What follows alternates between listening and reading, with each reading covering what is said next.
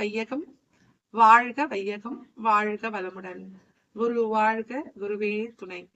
இந்த டிவிஎம்மில் இணைந்துள்ள அனைத்து அன்பர்களுக்கும் இனிய காலை வணக்கங்களும் வாழ்க வளமுடன் என மனமார்ந்த வாழ்த்துக்களையும் கூறிக்கொள்கிறேன். மகரிஷியின் நாள் ஒரு நற்சிந்தனையில் இன்றைய சிந்தனையாக பாவமும் புண்ணியமும். நாம் செய்யும் செயல்களில் நன்மை தீமை இல்லை, செயல்களில் விளைவாக வருவதுதான் நன்மையும் தீமையும். அப்ப செயலுக்கு ஏற்ற விளைவு. அப்ப நம்ம எந்த செயல் செய்தால் புண்ணியம், எது செய்தால் பாவம் அப்படி மகரிஷி என்ன சொல்றாங்கன்னா, நம்ம உணவு சாப்பிடுறோம், அது உடலுக்கு தேவையானது. உணவு ருசியா இருக்குதுன்னு சாப்பிடுறப்போ நமக்கு அது இன்பம். அதுவே உணவு அளவு மீறி துன்பம் ஏற்படும் போது அது துன்பம், பாவம். அப்போ செய்கிற செயல்களில் அந்த விளைவு இல்லை. உணவு சாப்பிடுறது நமக்கு செயல், அதன் விளைவாக நமக்கு துன்பம் ஏற்பட்டால் அதுதான் பாவம். இதுதான் எது பாவம் எது புண்ணியம் அப்படின்னு சொல்லிட்டு மகிழ்ச்சி கேட்கிறார். ஒரு மனிதன் எண்ணம் சொல் செயலில் எவருக்கும் தனக்கோ பிறருக்கோ தற்காலத்திற்கோ பிற்காலத்திற்கோ உடலுக்கோ அறிவிற்கோ துன்பம் எழாமல் இன்பத்தோடு வாழும் வாழ்க்கைதான் புண்ணியம். அப்ப எது பாவம்?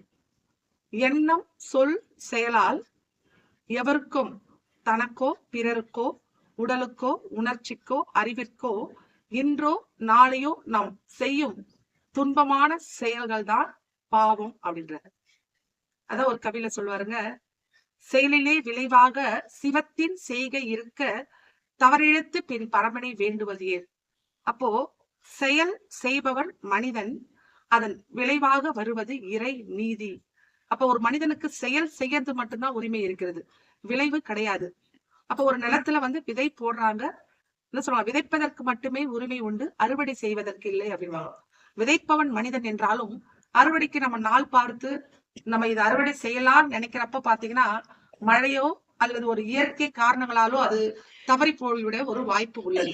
அதுதான் சொல்லுவாங்க, நம்ம செயல் செய்யறது மட்டும்தான் மனிதன், ஆனா விளைவாக வர்றது யாருன்னா இறை நீதி. சொல்வாரு, இறை நீதி என்பது வழுவாது, ஒரு நூல் அளவு கூட பிசகாது அது செயல் புரியும்.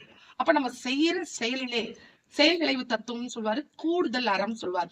அறம் என்பது நம்ம செய்யும் செயல்களுக்கேற்ப கூர்மையான ஒரு விளைவு நமக்கு கண்டிப்பாக கொடுக்கும். அப்ப ஒவ்வொரு செயலுக்கும் ஒரு எதிர்வினை உண்டு, இது விளைவு உண்டு.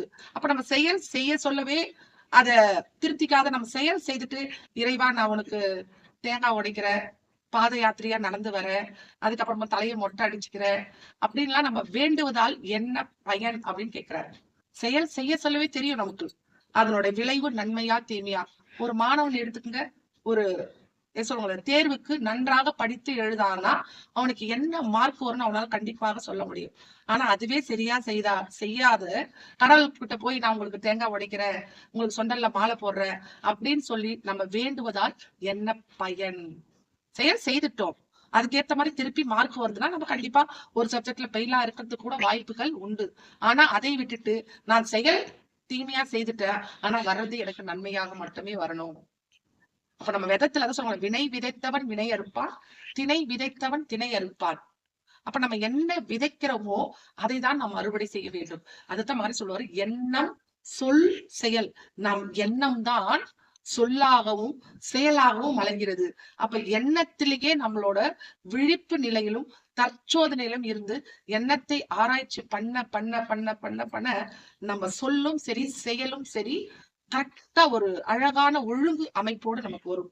இயற்கையோட இறைவனோட நீதி என்னன்னா ஒழுங்காது தவறாது நமக்கு அது கரெக்டா கிடைக்கும். அதற்குதான் சொல்லியிருப்பாங்க, அரசன் அன்று கொள்வான் தெய்வம் நின்றுனா நின்று இல்ல, கருமையத்தில் இருப்பாக இருக்கின்ற அந்த இறைநிலையானது அங்கேயே சித்திரகுப்தன் மாதிரி கணக்கெடுத்து வச்சிருக்குது, நீ என்னென்ன செயல் செய்த அப்படின்னு சொல்லிட்டு. அப்ப அந்த செயலுக்கு விளைவாக 3 மாசத்துல வரலாம், 6 மாசத்துல வரலாம், 6 வருடம் கழித்து வரலாம். நமக்கு இல்லாத அடுத்த சந்ததியராக என்னோட மகனுக்கும் வரத்துக்கு வாய்ப்பு உண்டு. அதற்குதான் அவர் சொல்றாரு, செயலிலே விளைவாக சிவத்தில் செய்க இருக்க தவறிழைத்து பின் பரமனை வேண்டுவதேன்னு சொல்லிட்டு ரொம்ப அழகாகவும் தெளிவாகவும் இருக்காரு. அப்ப நம்ம செய்யற செயல் நமக்கும் நல்லதாய், சொல்றாரு, உனக்கும் நல்லதாய், ஊருக்கும் நல்லதாய், நினைப்பதும் செய்வதும் நித்திய கடன் சொல்வார்.